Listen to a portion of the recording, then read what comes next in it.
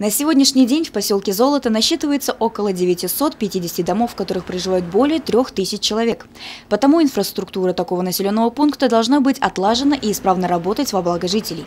После вступительного слова председателя информационной группы Ильфата Сафина присутствующие задавали наболевшие вопросы по благоустройству поселка.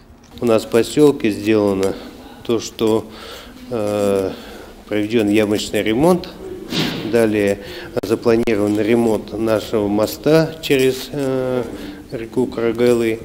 Это уже деньги выделены. В этом году будут приступать к работе.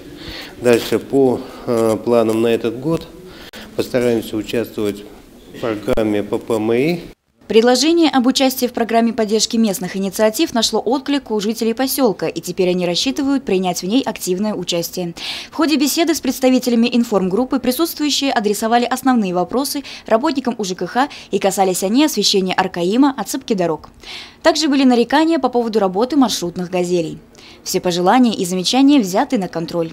Евдокия Титаренко, Алик Кадыров, Гульгина Раскильдина, телекомпания СТВ.